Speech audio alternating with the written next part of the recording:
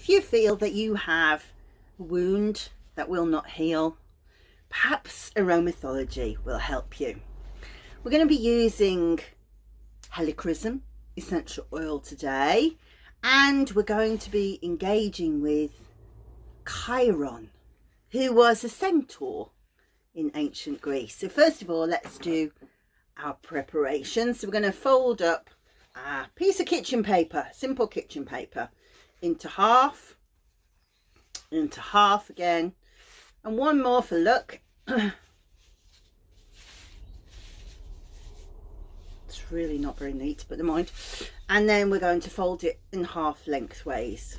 And the reason for that is now I can just pop that in the top of my dress and pop my oil onto it.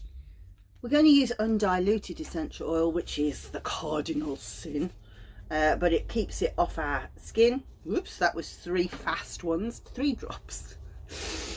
Pop it in, and then that keeps it off your clothes, but also you can just chuck it away when you're finished. Chiron was a centaur, so half man, half horse, and he was a very learned man.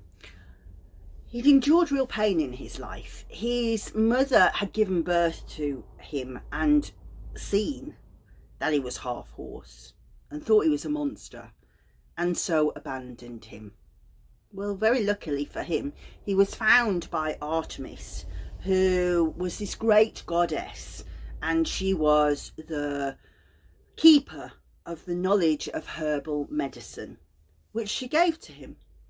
And she raised Chiron with her brother Apollo, who was the god of medicine and healing, and he played the lyre and he did poetry and all manner of beautiful things. And they educated Chiron to be this centaur of the greatest learning in the world. And Chiron became a huge healer, and over time he would also pass on his knowledge to Asclepius, who became the god of medicine. And Asclepius became so good at what he did that he started to upset Hades, because he was able to bring souls back from the dead. But Chiron had had another hurt. He had accidentally been shot in the hoof, in his ankle, by Hercules, and he had a wound that would not heal, and he endured pain every single day. And yet he found a way to grow around it. He was able to become this incredible healer despite this awful pain. And Helichrysum to me feels exactly like that energy. It's a golden flower, if you don't know it. It's called everlasting flower because it never really dies. The flowers just stay this colour even when they're dried. And if you just close your eyes, allow your breathing to slow. And I want you to see the molecules you're breathing going up your nose and in your mouth, down like a pipe, if you like, down to the Solar Plexus Chakra, which is between your belly button and your sternum. So perhaps put your hand on the Solar Plexus Chakra.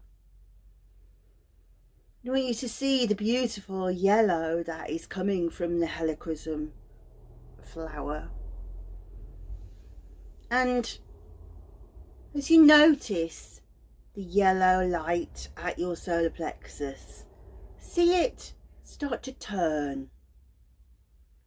It does turn all of the time. It rotates in a clockwise manner, and it opens and closes and opens and closes.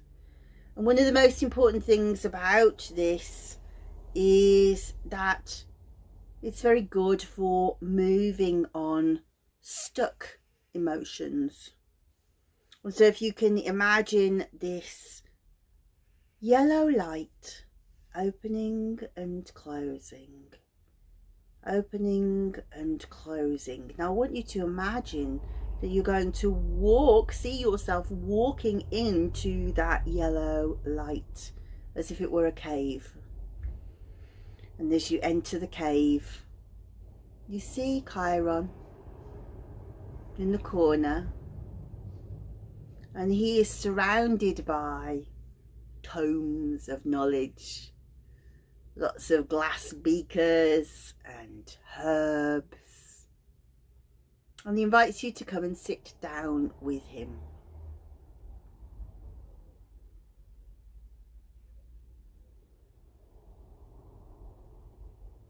And I want you to tell him about your pain.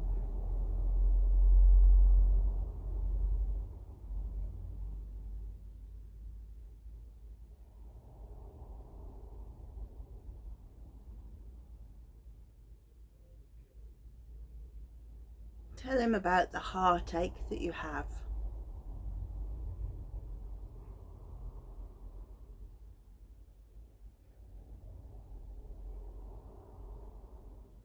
And as you do, he passes you a golden plate.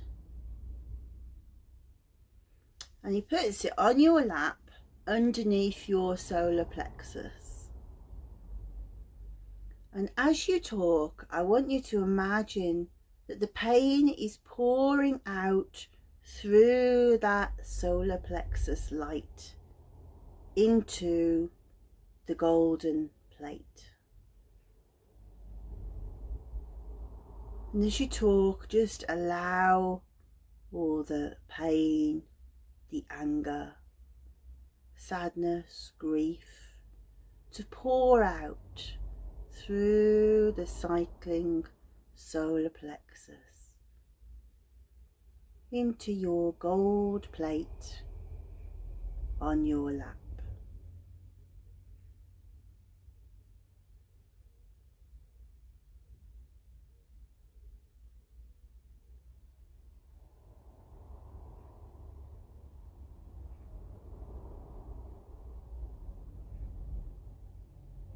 Now over the coming days I want you to return and do this over and over, but we only want to give away a little at a time.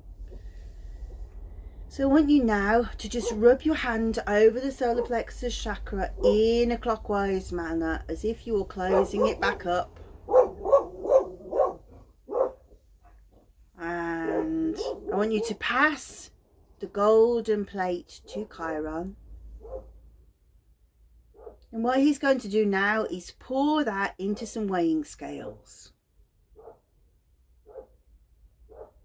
And from the weighing scales, he'll pour it into a funnel and into a jar. And he's going to put the top on. And he's going to hold your pain in that jar. And each day we're going to come back and pour more of the pain into the jar. You know, we're not going to throw that pain away, because the glory of some kind of pain like this is that we do learn something from it, that it can be useful to us in the future, but we don't need to carry it all of the time.